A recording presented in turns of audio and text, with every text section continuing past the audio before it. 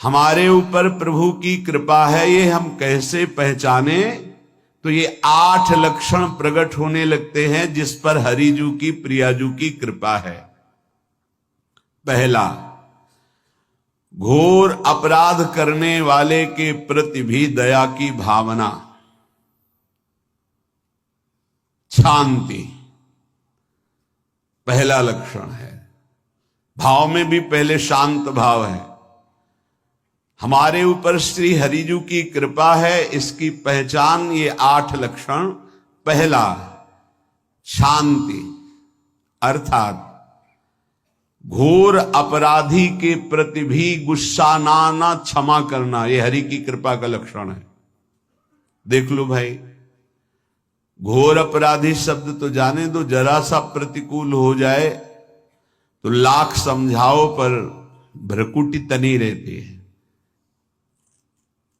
भला ऐसा है? अपराधी पर भी क्षमा का भाव होना, ये हरि कृपा पात्र में ही होगा, अन्य में नहीं। तो अगर अपने हृदय में ऐसा लगे कि ऐसा नहीं है तो हरिजू से प्रार्थना करनी चाहिए कि कृपा करो, मेरे में सामर्थ्य आवे। दूसरा, अनुसूया, वो किसी भी के प्रति कभी भी कोई दोष दर्शन ही नहीं करेगा। दोष कथन, दोष श्रवण की तो बात जाने दो। अनुसूया, दूसरों के गुणों में दोष ढूंढना ये नहीं होता। हरि कृपा पात्र में ये नहीं होता। ये सब भजन के नाश करने वाले।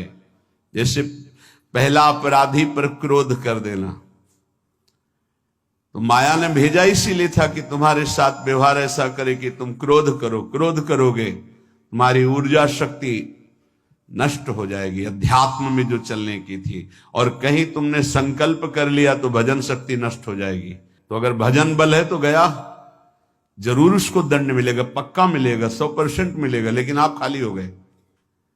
ना भजन करने की वृत्ति रहेगी और ना भजन रहेगा, दोनों बात। अनुसूया, किसी के सद्गुणों में दोष देखना, गुणों में दोष ढूंढना, ये हरि कृपा पात्र में नहीं होता। ये बहुत मंगलमयी बातें हैं जिससे हमारा भजन मार्ग पुष्ट होता है। तीसरा, वो बाहर से और भीतर से पवित्र रहता है, हरि कृपा पात्र। शौचाचार का ज्ञान होना चाहिए, वस्त्र आपके पवित्र होने चाहिए, ये बाहरी जल रज आदि के द्वारा बाहरी पवित्रता। और निष्कपटता, निश्चलता, सत्य भाव, ये अंदर की पवित्रता है। अगर कपट है, छल है, असत्य है तो हृदय मलिन रहता है। भीतर और बाहर से पवित्र रहना, इसमें खास बात क्या है? भीतर और बाहर से पवित्र रहने में, भीतर और बाहर से सदैव पवित्र कौन रह सकता है? तो बोले जो पुंडरीकाक्ष भगवान श्री हरि का, प्रियाजू का स्मरण करता रहता है, वो शवायाभ्यंतर शुचि, वो बाह्य और अभ्यंतर दोनों से पावन रहता है। तीसरी जो कृपा का लक्षण है, अर्थात वो सदैव भगवत चिंतन परायण, शौचाचार का पालन करने वाला, बाहर और भीतर से हरि कृपा पात्र पवित्र रहता है। चौथा,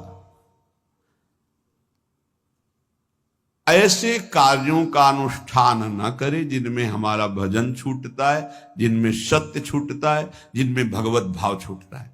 जैसे आपके ऊपर कृपा हुई, आप भगवत मार्ग में चल रहे हैं, अब आप ऐसे संसारिक कार्यों का अनुष्ठान कर रहे हैं जिनमें आपकी चित्तवृत्ति बिल्कुल भगवत विमुख हो रही, तो जीवन का लाभ क्या होगा?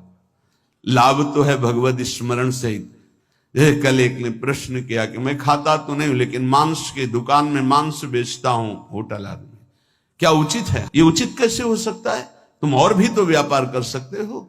जरूरी है धर्म का पालन करने की इच्छा करते हो, धर्म आचरण करते हो, ऐसा नहीं।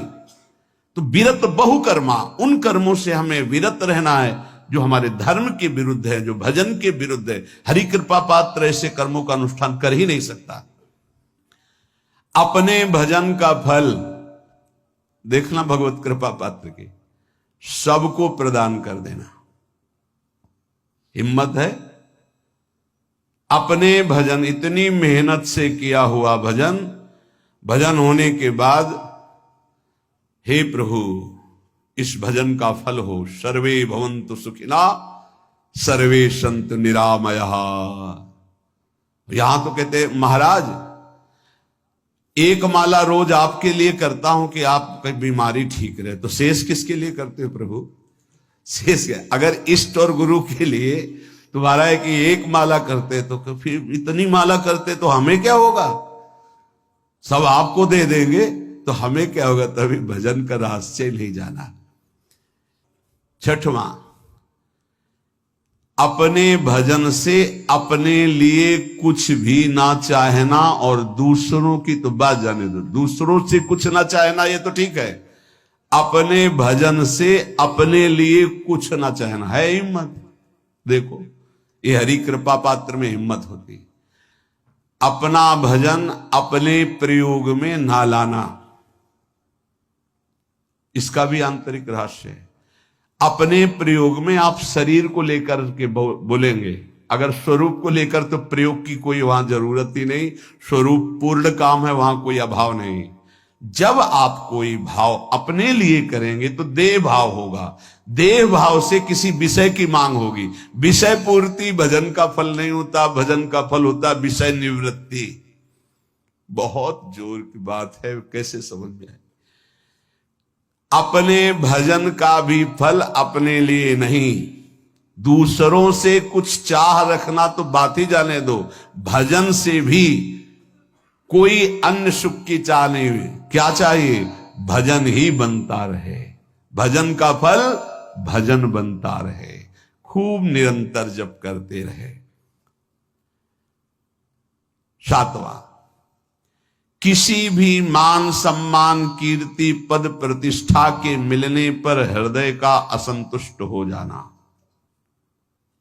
यह हरि कृपा पात्र का लक्षण होता है।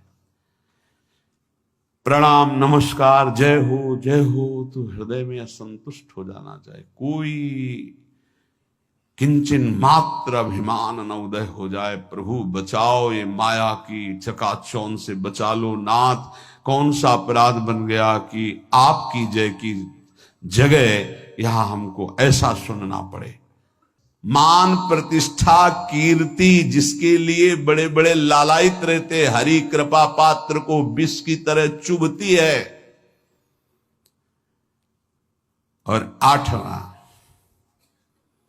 किसी भी प्राणी समुदाय से संबंध ना रखते हुए सब पर दया की भावना, सब पर कृपा की भावना, सब पर करुणा मैत्री, पर किसी से ममता नहीं।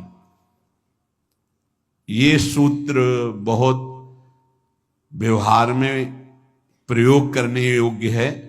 सबसे करुणा और मैत्री, पर किसी से ममता नहीं।